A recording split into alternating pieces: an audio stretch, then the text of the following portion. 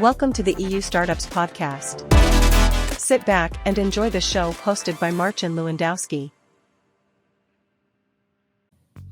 Hey everyone, this is Marcin Lewandowski and you're listening to the EU Startups Podcast. My guest today is Deepali Nangia. Deepali is a partner at Speedinvest and the driving force behind their diversity, equity, and inclusion strategy. She also co-founded Alma Angels, a community set up to increase the number of female angel investors in Europe who fund female-founded companies. Originally, Deepali is from India and has a keen interest in technologies that are solving society's biggest problems. Please give it up for Deepali Nangia. Welcome to the show. Lovely having you. Thank you, Marcin. Thank you for having me. I think my last podcast of the year. So excited. Awesome. Let's make it special then. So Deepali, aap kaise hai? Oh my God, I can't believe that. I think your wife is from India, right? She is. Okay. And how did you meet her? I met her, so funnily enough, I met her in Warsaw, Poland, which is where I come from, because she used to live there for 12 years. And she's a director at AstraZeneca in oncology department. Back then I was living also elsewhere because I was just living in Amsterdam. But I would just go back to Warsaw every now and then to, visit. And I met her during one of the visits in Warsaw. So you're the recipient of a smart and beautiful Indian wife. Yes, exactly. Well, I'm doing well. I'm the luckiest. Thank you. मैं बिल्कुल ठीक हूँ. I'm doing well. Thank you. Awesome. मैं बहुत खुश हूँ to have you on the show. Thank you, Marcin. Super happy to have you on the show, Deepali. So, since we are already kind of in India, maybe you can take us back to India, where it all began. Starting in Kolkata must have fueled your journey with some flavorful spices. Was there a specific moment or experience that made you go, I need to dive into the world of tech and, make a difference? To be honest, my father was an entrepreneur. He was not a tech entrepreneur, but he was a scientist who commercialized what he built in the lab. So entrepreneurship was in my DNA, or, I learned a lot from a very young age from my father. And to be honest, he spoke a lot about technology to me. I still remember the day he said to me that, when I went away for university, we still had what used to call a trunk call. He would call me on, I don't know, clearly before your time, but he would literally call me on the phone and you could talk to each other for like 3 minutes at a time. You would call through an operator assisted call, and you would need the maximum time I could talk to him was like 9 minutes, after which the line would get disconnected. But I remember him telling me that one day I will be able to call you just on a video phone. And so clearly that was many, many years before we even had video technology, but this is something we discussed very regularly at home in terms of tech. And so I guess he didn't fuel tech in me, but really conversations about business ideas and entrepreneurship was very, very regular in my household, and therefore I dove into that world quite young. And outside of that, I feel like philanthropy was very discussed at home. My father and my mother, to be honest, my father was an entrepreneur, but he did a lot for people around him, whether it's educating people, and he set up a foundation because he was an immigrant into India, so came really with nothing. But when he felt that he was successful, set up a foundation to help a lot of people. And my mother used to be feeding the homeless in our living room every single day. So I used to come home from school and see this every day. So I think philanthropy was also very much in my DNA to want to make a difference to the people in the world around me, and be doing something impactful was something that he taught me from a very young age. Awesome. That sounds amazing, Deepali. So you've been kind of like the entrepreneurship and supporting other people have been injected into you since the very beginning. So maybe before we move on to the next question, how is Kolkata special when it comes to India? Because my wife, for instance, she's from Udaipur. I love this place. Very amazing. like they're it's called like a city of lakes. Yeah. What is Yeah, Kolkata about? Calcutta is called the city of joy, in case you don't know that. But Okay. I didn't yeah, know it's that. actually called the No. city of joy. And, Calcutta was famous for a few things, such as art and culture and music and poetry. Uh-huh. Lots of artists, poets, designers, now more recently, Yeah. designers are from India. There's a lot of craftsmanship in embroidery and Hmm. like really like textile industry is quite big, but it's also very very well known for food, and also for Yeah. Mother Teresa, who really set up like the home. She had where Uh-huh. she had the orphanages, etc., that she took care of all the children, and stuff was set up in Calcutta. So Right. that's what it's really known Right. for. It's not like it did have a lot of industry like steel, in the vicinity of Hmm. Calcutta, but it's not like any of the bigger cities like Bombay and Delhi, which are much more fast Yeah. paced. It's much slower than the other cities. Amazing. So at Speedinvest, you're on a turbocharged mission to, like for diversity, equity, and inclusion. What's been the most exhilarating part of this journey, and what strategies are essential in the fast lane of fostering diversity in the VC and startup ecosystem? Um, Interesting topic because I've been investing and advising women for more than 8 years now in the European Mhm. ecosystem. And when I first started doing this, people were like, who are these women who are building large scalable companies? Who are you going to invest in? Do Yeah. they even exist? And I joined Speedinvest now 3 years, like now going to be my fourth year starting in Jan. When I first met them, it was really um, the CEO who asked me to come and lead diversity at the fund. I think he Hmm. very much saw that I was very passionate about it. And it's something, they had already started thinking about it at Speedinvest, and it's a change they wanted to Yeah. make. Um, the exhilarating part is, you see lots of small funds trying to do this. You see a lot of female GPs who start their own funds who try to do this. But what Right. is really going to move the needle is large funds who have capital. Hmm. If they start taking it seriously, that's when it's really going to change the ecosystem, right? So that is the Yeah. exciting part, because we're a large fund. We're like 1.2 billion under management now, right? We're not a small fund. And if Yeah. we go out there and make a statement, whether it's a micro GP program or whether it's a percentage of females that we want to invest in out of our fund, or whether Hmm. it's ecosystem development, all the things that we do, I think that really sends a signal to other funds that they need to take this seriously. That is what the Right. exciting bit of it is. Of course, many things we need to get right, such as making sure that we're building an inclusive culture within Speedinvest where our own women are supported, taken care of. We are building a transparent culture where they understand what the KPIs are for them to progress in the organization.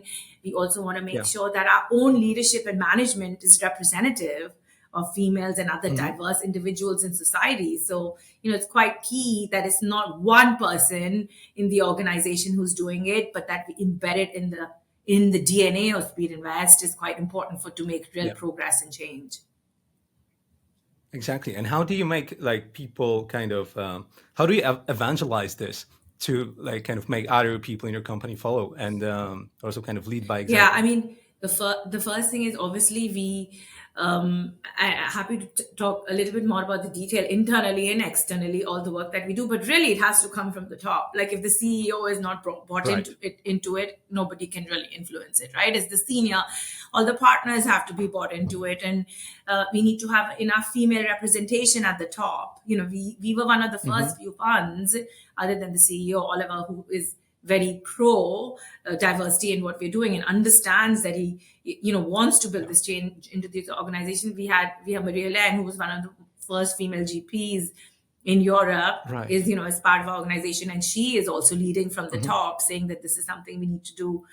And specifically, that's on the internal side. On the external side, we very carefully make sure we are going out, talking to accelerators, doing office Hmm. hours, meeting female founders, because there's also like this issue of getting them to come to Speedinvest, right? Because they want to make sure that Hmm. we are founder friendly, we are female founder friendly as well, that they come Hmm. to us, and then Yeah. we track them through the pipeline to see how many women are actually progressing from long list to short list to investment committee. And we do this on a monthly basis. We actually have a dashboard and ultimately see how many female founders are we investing in. And as a fund, we've set a Hmm. target for Speedinvest for 30% to have at least 30% of the portfolio companies to have at least one woman at the Yeah. top, right? So we are very target driven and very Yeah. capital driven. So on one side, you have to do Hmm. ecosystem development to make sure that there are enough women coming through the pipeline. On the second side, you really have to make sure that you're putting your money where your mouth is and investing. Yeah. Awesome. Thanks so much for giving an example. And so I guess, as you say, change has to come from the top to make things happen. So I also know that you led the collaboration with SoftBank's Emerge program to invest in underrepresented founders in Europe, which sounds like like a match made in startup heaven. Can you share a story from this collaboration that stands out to you and like maybe exemplifies the positive change that you aim to achieve? Uh, and maybe like because that was already in the past, what's like the more up to date thing that's or initiative that you've been working on? Yeah, so SoftBank program was now like 3 years ago. I think that's the first thing I worked on when I came to Speed Invest. SoftBank Right. called us and said they want to run Emerge, which they were running in America already. They said we Uh-huh. want to run it in Europe, and you have would you be interested in being a partner? And so Oliver called me and said, what do you think? And I think it's super interesting. And so Oliver and I worked on it together. Actually, that was the first thing we worked on together, and really was the very start of our relationship, of my relationship with Hmm. Speedinvest. And ultimately, we were quite capital driven. We ended up we formed a consortium. So we had to put together like 5 other funds in the European ecosystem. And we Yeah. brought together Cherry, Briga, First Minute. It was us and it was SoftBank. And we really so we put together this whole partnership. Led the work for Hmm. Europe, and we actually each fund ended up investing in at least one or two, not just mentoring and accelerating, but really investing with like, $1 million plus in capital Amazing. into 10 underrepresented Hmm. founders. I think 50% of the cohort was female or 60% was female. Hmm. We had 2 founders even from Africa, because I'm spending more and more time on the So emerging cool. markets now, but we had Hmm. 2 founders from Africa as well. So to be honest, we went through like at least, I'm trying to remember, it was at least 1,000 applicants, and Mm. narrowed it down to 10, which we then invested in and then catapulted through a lot of Yeah. training that we put together with SoftBank and the other funds. So that was 3 years ago. And last year, sorry, this year, I partnered with Albion. So Speed Invest and Albion came together. Albion is a SaaS fund. We came together to really fill the top of the funnel. So women who are currently at Mhm. companies, so they're working, but they Yeah. want to build and don't know how to build. Yeah. So we did like a 12-week acceleration program to really fill that top of the funnel, and teach them how to price and build and go to market and, in Hmm. the end fundraise. And that's something we launched and led, and we will do something again next year. We just started talking about it. So yeah, that was also what we did this year, was also very exciting. Amazing.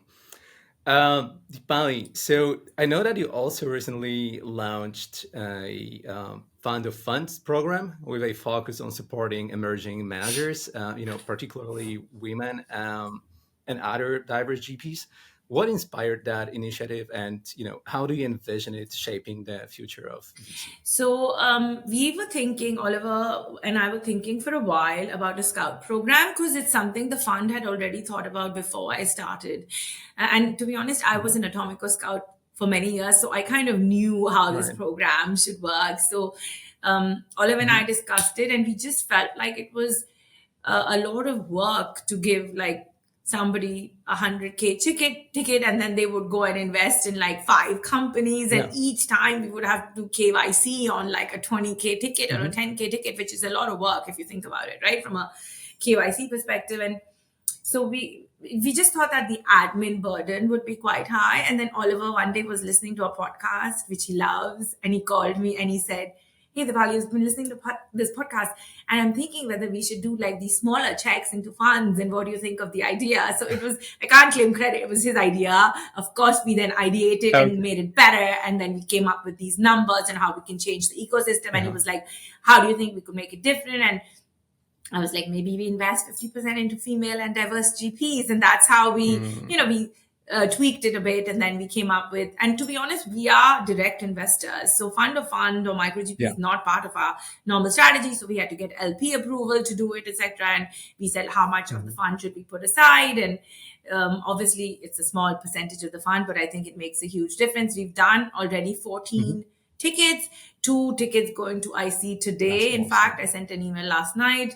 And Really? I would say we will end up at 50% female GPs and their first time fund managers. Amazing. Yeah. So very exciting. And that's how it started. And then we also held this micro GP summit in Vienna in October, where we brought together a community of first time GPs. And we also brought together some of our LPs because we wanted to do like a panel for people to understand how different kinds of LPs look at first time fund managers, whether it's a corporate LP or whether it's, a fund of fund LP, or whether it's a pension fund, state-owned bank. How do they evaluate first-time fund managers?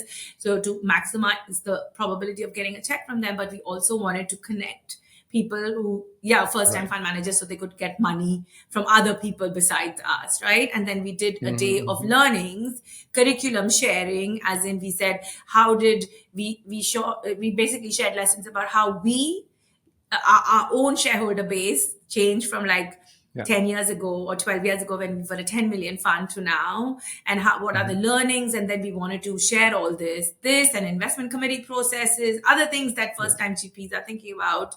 We want to bring together not just money, not just capital, but content and learnings and a community to these first time GPs. That is amazing. I love it. I hope it works out well, because it will bring a lot of change to the ecosystem that's needed actually. I know that you're also like a co-captain of the Alma Angelship. You co-funded this initiative, and you're on a mission to increase female angel investors in Europe. So, what challenges did you face, and what changes have you experienced in investing landscape for women since then? Yeah, I mean, when we first started Alma, it was me and another co-founder, Ella, and we basically sat down, and it was funny because she was running a social impact accelerator back then called Zinc, and we were talking about some of her companies because I was looking at doing some angel checks in them from the Atomico program, and I said, who are the other women can we introduce these founders to? Because some of them were like femtech businesses, and to be honest, we kept coming up with like the same names. We were like, these 5 women invest. We don't know any other women. So clearly there was a bottleneck in terms of the female angels, the number of female angels that were out there, right? And there was Sarah Turner, who was building Angel Academy, who was, I think, probably the only other. It was a syndicate, and what we did, we wanted to build something, but we wanted to build a community again. We wanted to build a place where women come together to learn from each other and invest together, where they share deal flow. So because outside of a bros club, how deals get done. Usually, my husband calls a friend, like, "Dude, I'm investing in this company. Do you want to come in?" And that's how deals, angel deals got done back then. In any case, so we came together and we literally did a pilot, and we brought together like 5 angels that we knew and 10 founders, and we put together like in Local Globe gave us a room in their office, and we were like, let's do some networking. And that's how Alma was born. We brainstormed many names and came up with Alma in the end, and that became like a real community. And we had 2 more co-founders who joined us, and 4 of us started building it. And COVID kind of catapulted it because most people were sitting at home, and I think it was a great time to connect with other people online and learn about angel investing. Of course, there's still a lot to be done. I'm still very involved in it from a strategy perspective, maybe not an operational perspective. From a strategy perspective, very much still a co-founder there. What we've seen is, interestingly, a lot of other things have come out of Alma. We've invested like £6 million or something in the last 3 years into female founders off of a free community. We don't charge anything. So we've done that. But outside of that, we have like pockets of women who have come out. Either they've gone to VC, even I started at Speedinvest, but there are other women like Gemma who went to Creandum, or there are a few others who went to other Yeah. VCs. We've invested in female GPs. We've invested in, Eileen. We've invested in Mary and January Capital. We've invested in people from Alma, but we've also had some Almas who started their own funds. So we have or syndicates. So we have like Marla, who started her Mesa, which is the female syndicate. We had Trin and Nicole, who started C Ventures. We had Samira and Saloni, who started Pink Salt Ventures. We have Rupa, who started like some training for angels now. So we've had pockets of women who joined Alma and then left, still a part of Alma, but started their own things because they really believe in the female cause. So you almost see this multiplier effect, which is super interesting. Of course, there's a lot of work to be done, and still a lot of, female founders still find it hard. But what I mean is that more and more people, versus when I first started doing it, there was like nobody, maybe Czech and I were the only two people in the ecosystem at that time.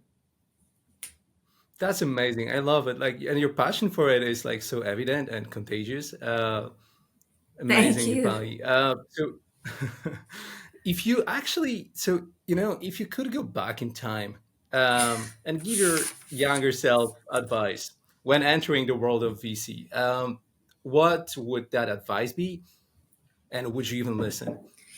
It's funny because I started investing very early in my career. So I did investment banking. I had a very traditional path to VC. I had investment banking, and then I did later stage. So I did Series A plus VC from a very young age, right? I left VC because I wanted to gain operational experience, and I came back into VC. But for me, I started VC at a very young age because it was, you did 2 years of investment banking in New York City, you paid your dues, you worked all the time, and then you moved to the buy side. That was the world I grew up in. It was quite different now, right? So I would say that what it is that VC is a very long-term game, right? You have to be super patient. Whether it's you have to be super patient with your founders because there are so many ups and downs, and you have to be super patient with yourself, whether it comes to promotions, because you need to be able to show that your companies are doing well, right? So I think you just in general have to be quite a patient individual, and some of that obviously comes with life experience, because I see young people all the time saying, oh, I want to get promoted, I'm not getting promoted, and I'm just like, this is a long game. You have to be super long-term focused and just have to wait it out sometimes to be able to show that performance. So I think patience in every sense of the way is quite key. It sounds like a great general life advice. Patience. And you know what, Martin, you become more patient when you have children, and exactly. I just wanted to say that, like the amount of patience required. Like, I've never been so patient in my life. I must say. Now, when I have like a 3-year-old daughter, like my patience level is on completely another level, I must say. Exactly. try 2 children and try 2 teenagers. So. Oh man, I can't imagine that. Even I can't. No, yet. But I think I'm gonna get there. So Deepali, so kind of diving back again into the heart of your passion, which is supporting female founders.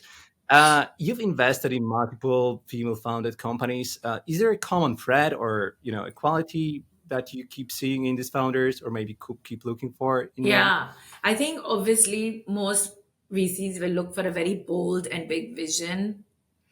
So obviously I look for that when I'm meeting these founders, the ability to sell, because you're selling to your clients, you're selling to your employees, you're selling to investors. You have to be really good at selling what you're building. But also I think resilience is the underlying theme. Obviously, it's really hard to gauge when you're investing in someone what it's going to be like, whether male or female. But obviously, these women are very, very resilient because it's super hard.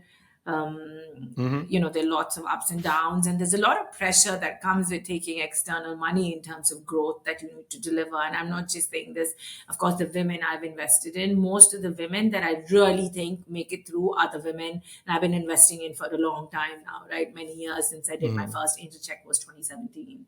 So 6 years now, but I feel like the women that really survive are the women who are really resilient. But I'm sure it's the same of men, because this is it's really a Yeah, journey.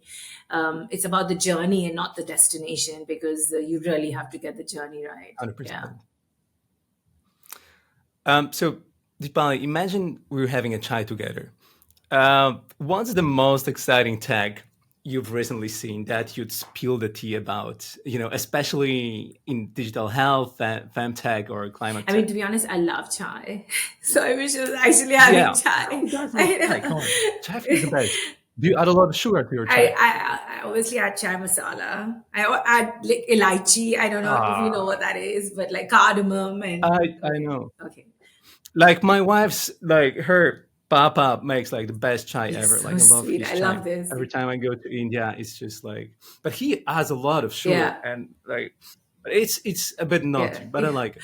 Um, I obviously look at a lot of tech. I've been spending more and more time in Africa this year and the emerging markets. I did a deal in Yeah. Brazil because we also invest Mhm. in emerging market companies. I did a deal in Africa this year, but I've looked at a lot of health companies this year also in Europe. And Mm. one that particularly stood out for me was one that assumed that the hospitals of the future will be AI hospitals with lots of AI Mm. applications, whether it's for revenue cycle management or whether it's for radiology or influencing patient outcomes or better triage. Yeah. And that every hospital will ultimately buy all these AI applications and they need a platform layer to really manage these and see how these applications are doing for them. And I thought that was super interesting.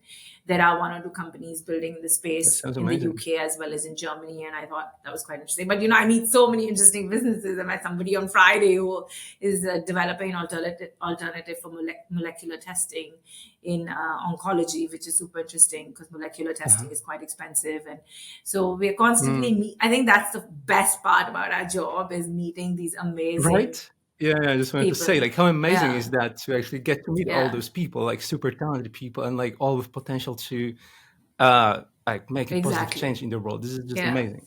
Like I would actually pay a good money to do this, and this is like kind of a And job you're that I'm getting getting to do. paid to Like do it's it. amazing. Yeah, exactly. Yeah, Yeah, exactly, yeah, exactly. It's yeah. crazy.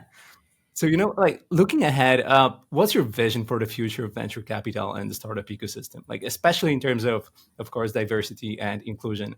And what role do you hope to play in shaping this future? I mean, obviously, the vision is that the future is diverse and the future is colorful because Mm, it's diverse, right? Nobody wants a black and white right. future. You want a colorful future, and that's only going to come through Yes. diversity. So, that's what I'm hoping. Obviously, that I have a boy and a girl, that they grow up in a world with equal opportunity, whether it's venture or not. Of course, we talk about venture all the time because that's Mm, what I'm building. But these issues we face in many different industries, right? So, yeah. hoping that there's equal opportunity because opportunity, talent is very diverse and you want to be able to give a Yeah. fair shot to everybody. Opportunity is not, Exactly. unfortunately, very diverse, right? So you want to Yeah, like talent is everywhere, opportunity is not, exactly. So right? so So so that's that's the what you're hoping. And the role that I can play, I have the brand of Speedinvest behind me. Of course, I was doing this on my own for many years, and now I'm grateful to have the Speedinvest brand, the capital, the yeah. partnership, and everybody else who wants to make a difference. So I'm hoping we can together make a difference, because it's not one person, as you know. It's all the Mm, it's Speedinvest, it's other funds that we bring in alongside us, the other capital providers. yeah. It's our micro GP program. It's LPs who give us money, who can make a huge Yeah. difference. It's angels. It's Alma angels. So it's Mm, it's really a community, and it's like an effort together that's going to make a difference, right? Not yeah. just me. Yeah, we need all hands on board. Exactly. 100%. Exactly. Dipali, you're an investor, a wife, a mom, and a dog owner living in London. How do you juggle your professional superhero cape with your personal superhero cape and maintain happiness long term? And maybe what's your okay? Maybe I'll answer this first, and then I will have a follow up question to that. I'm not sure I deserve a superhero cape for anything. But I think that, when my children were little, I spent a lot of time with them. And I think I kind of help them grow into very independent adults. And I think having my own Hmm. life always really helped me and helped them as well, because they saw a mother, especially my son. Whoa. A Unicorn unicorn has dog. fallen. That's not It's been a tough year for startups, Deepali, it. like some unicorns have really fallen. Well, hopefully not our unicorns, but Yeah. um, I think it's I spent a lot of time with them as children, which make them into mature, independent adults. And my children have always seen me work and always seen me have a mission. And I think, especially my son, it's very important for him to see like a strong woman who's playing Uh-huh. a key role, right? And I think it's a good, Yeah, yeah. and my daughter, who's, to be honest, much better than me in most things. But I think that Mm. I think I did. I probably have spent less and less time with them, as you know, as your job takes more and more time. And I will say that I have a very supportive husband who is the wind beneath my wings, and I couldn't do half the things I Amazing. do if it wasn't for him. And I'm not just saying this. And to be honest, I have ignored him for a few months now. So you would probably say 3 years, but I think spending more time with them is quality time with them is what my New Year resolution is for 2024. And Mm. I started already because I feel like I always have this resolution and then life takes over or work takes over, and I feel like Yeah, yeah, and I 100%. think I need to make some changes in my own life to just spend more time with them. And whether it's taking a walk with my son, which I love doing on the weekend, is going for hot Yeah. chocolate. He likes going to Noops, and I'll take him for hot chocolate, and we just sit there and talk for half an hour, or take him to Waterstones and read a Yeah. book for like an hour with him, or walk around with my Mm. daughter, go to dinner with my husband. I just feel like those are things that I need to probably do more of in my life, because I don't think I could do any of them without him, including taking care of the dog. So, yeah. Nice.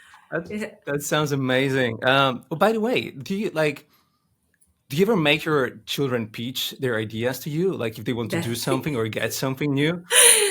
Like how My son is very into tech. My daughter wants to uh-huh. be a doctor, so she's completely like a doctor, anti-tech. It's quite funny. Mm. But my son and I do talk about a lot about business ideas. He'll always be like, "So tell me about the interesting companies you met and what are they building?" And sometimes I send him a pitch deck and I'll be like, "Tell me what you thought." Or during the holidays, I'll be like, "Can you do some Nice. This research is on this awesome. topic?" But Mm. this I feel like they need to do things that interest them rather than interest me, right? I want them to be their own human 100%. Yeah. beings. My daughter loves biology, and she loves dance, and she loves art, and I want her to do what makes her happy, because that's when she's going to be really successful, rather than me trying to tell her to be a certain way or be interested in a certain topic, right? That's beautiful. I love it. I'm gonna take it as an advice when and approach it to my daughter as well. Last thing, Dipali. You know, also personal stuff.